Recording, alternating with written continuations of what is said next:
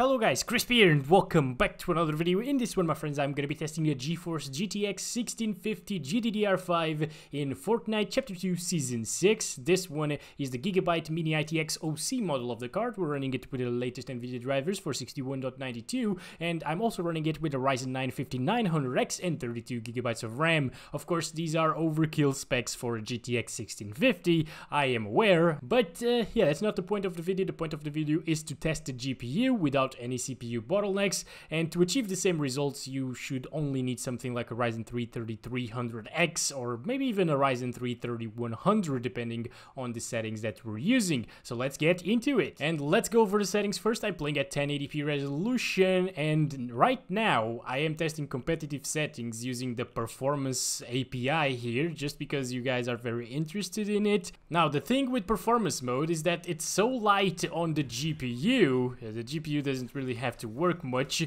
and the CPU becomes a bottleneck in pretty much every system. So remember that Ryzen 3 3100 or 3300X that we talked about in the intro? Well, that doesn't really apply here with the performance mode. Now, that still doesn't mean that you need a Ryzen 9 5900X to achieve these FPS that we're getting right now. I think a 5600X, Ryzen 5 5600X should be capable of achieving these frames as well, or like an i5 10600K, maybe a 9600K overclocked. But yeah, that older generation Ryzen 3 won't really get these insane FPS that we're getting right now. This is why I don't really like to test performance mode in this game with higher end GPUs, because the FPS are so insanely high that it doesn't really make too much sense. Even the 1650 is not being pushed to its limits in performance mode. So there's that, okay guys? That's why I don't test it very often in my GPU benchmark reviews. But anyways, if you do have that Ryzen 3 3100, you can expect at least like 250 FPS on average and 1% lows in the 150s or 150 plus basically. So it's still pretty damn good and very smooth, a good like 240 Hz experience, I guess. You are gonna see very low GPU utilization though, maybe like 50% here on the 1650, but you know, that's what happens when you get extremely high FPS and the game is not demanding at all on the GPU department. What are you? Oh my god, what? Oh, he's down here. Oh god damn it, I didn't understand. Okay. He just ran away. I think I'm hearing him. He might be behind us. Yes, there he is. Alright. And there we go. We got this. Very smooth, very playable. This is an awesome experience, guys, if you want to play Fortnite competitively. Now, some GPU intensive areas are inside of bushes usually, and we're seeing down into the 200s. Not too bad, it's actually like awesome. Yeah, it's not bad at all.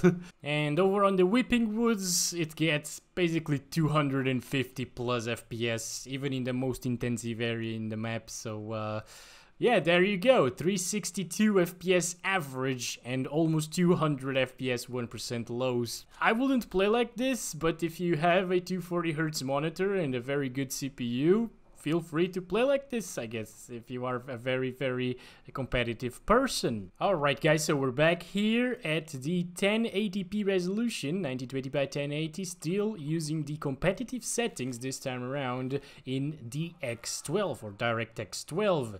Let's go. Alright guys, let's go to the Spire once again, and our FPS are now much lower, as you can see, and to achieve these FPS, that's where that Ryzen 3 3300X comes in. You'll get exactly the same FPS with a CPU like that one, and let's drop in the Spire once again. Okay, so this area isn't as GPU intensive as the Whipping Woods. We're gonna go there after we benchmark it here for a little bit. The game stutters a little bit more now in DX12 than in the performance mode, so that's something to keep in mind. If you want a smoother experience, definitely go for the other API. Let's start counting our FPS. By the way, it doesn't really completely fix the stuttering issues, the performance mode, but it is much better, okay? It used to be smooth actually, back in like season 7 of chapter 1, but now ever since they updated the game with the Season 9 or Season 8, I believe, in Chapter 1, it's never been the same, and it's been an optimization mess, basically. It is, however, running much better than the previous season, that's for sure, so that's something right there, and it is still well above 144 on average. So if you have a 144Hz 1080p monitor and you want to play this game competitively in DX12, well, yeah, all you need is the Ryzen 3 3100, 16 gigabytes of RAM, or even 8 in dual channel, and you'll be fine. Alright, we're gonna go to the Whipping Woods right now, and over in this area things are a little bit more intensive, as you can see, for the GPU to handle. So it's dropping into like the 150s at times. Inside of bushes it drops from 144, by the way, not a big deal, still very, very smooth and playable. Alright, in the Whipping Woods it also drops from 144, as you can see, still the most demanding area in this entire map because of the foliage and vegetation. But yeah, I mean, even for a competitive person, this is a good experience. Definitely a very good experience. It's just, if you are a pro player, basically, and you can tell the difference between 150 FPS on a 144Hz monitor and 300 FPS on a 144Hz monitor, sure, go ahead and play in performance mode. But if you're a normal person that wants to play the game competitively, I think the X12 at these settings is absolutely all you need. Let's go. Oh, no, that's a bot. Okay, that's a bot. We can get close to him. I see some enemies there. Those might not be bots. I don't know. Okay, I got one. That was a headshot. Pretty good. Where is the other one? There. Oh, okay, we got another one. Alright, there we go. Good stuff. And there's another one. Alright, we got him. What? Oh, there's another one still. Okay. Oh, no. Oh, they're everywhere. What the hell? Alright, guys, we're now at 1080p using the medium settings. As you can see, still 100% rated resolution and using the DX12 API. Alright, here we go, approaching the spire right now. It seems like it's not gonna be as smooth as I'd like, but for those of you only looking for 60 plus FPS all of the time, I think medium settings will definitely do that. And let's start counting our FPS now that we arrived. Just throw some random grenades then. Okay, a couple of stutters still, obviously, those aren't going anywhere. Where the heck are they though? Oh, I think they're fighting the boss or the bot. What the hell? Where is he? Oh, there he is. Oh boy. Alright, there we go. Oh, no. What? Oh my god. Oh, I hear somebody very close. Oh boy. I don't like this. I don't like this right now. Buddy Zap, please. You can kill him. You don't need my help, do you? Okay. He's low HP now. Yes. Good stuff. We got him. I'm gonna shake him down. Alright, they're there. They're right there. Oh boy. Okay, I should probably heal myself a little bit more again. Oh, I hear them. Oh, there he is. Very nice, guys. Okay, let's see inside of this bush. Gets down into the 90s. Okay. And this is the thing about the medium settings that I don't like. Look at that. It looks so blurry for some reason. I don't know why. And of course, the shadow render distance is pretty low or small or short, whatever. You guys understand what I'm saying? Look at that. It's just, I don't like it. And this is why I don't test medium settings with higher end cards. Usually I say that if you want a higher refresh rate experience, just play on the competitive settings, of course. And if you want more of a visual fidelity kind of experience, you want better graphics from your game, play on high, because high looks infinitely better than medium settings in this game. At least in my opinion, okay?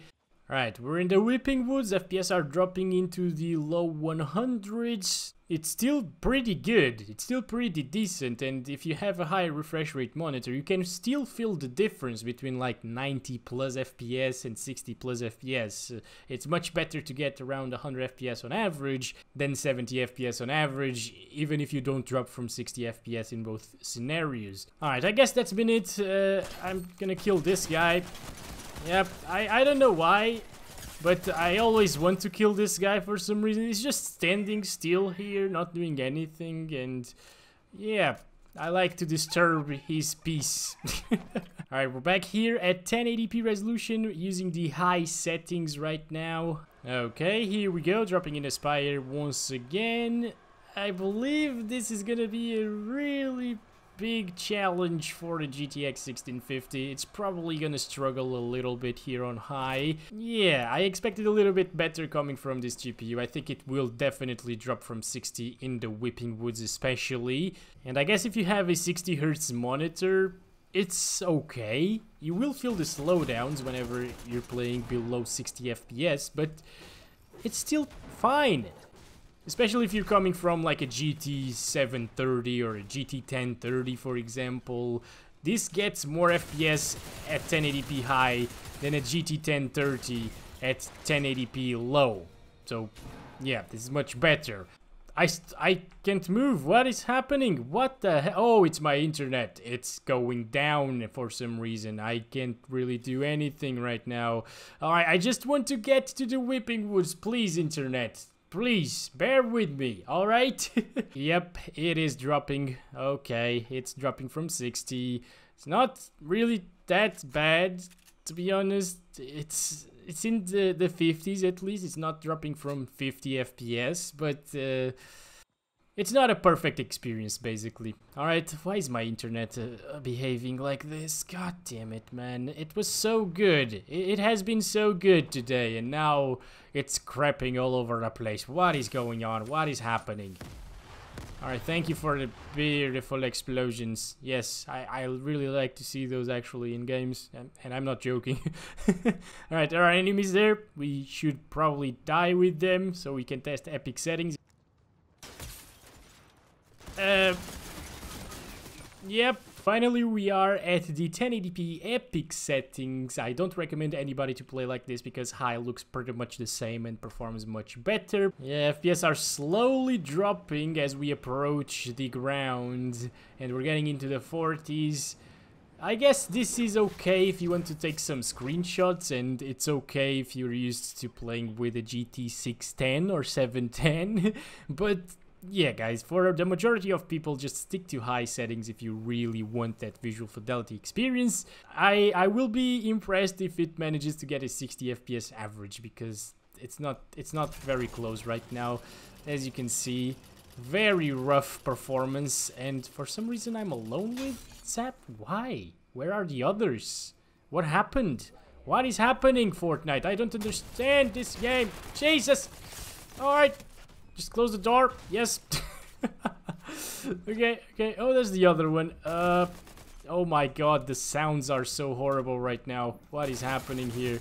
This game is broken. No, not another one, please. Let's go away from here. I just want to see the FPS inside of the bush. That's it. That's what I'm gonna do right now. I'm so sorry, guys and Zap. But yeah, there's no time to waste. So inside of this bush, 40s, not too bad. Alright, peace and quiet. That's exactly what I was looking for. We finally have it here, guys. Sounds are still very weird, but it's a calm and nice experience right now. I don't really care about the shields, by the way. I just want to see our FPS here in the whipping woods, and that's gonna be it, because you shouldn't play on epic settings. I never test epic settings, basically.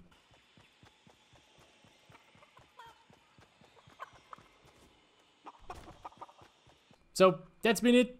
It is a little bit impressive that it doesn't drop from 40 FPS though, not gonna lie. So it still does a pretty decent job at epic, but yeah, it's not really what the majority of people playing this game are looking for. So I don't recommend these settings. And that's been it. Thank you very much for watching this video. Hope you guys enjoyed it. Don't forget to like and subscribe if you haven't already, and I'll catch you guys in the next one very soon. As always, love you all. Bye-bye.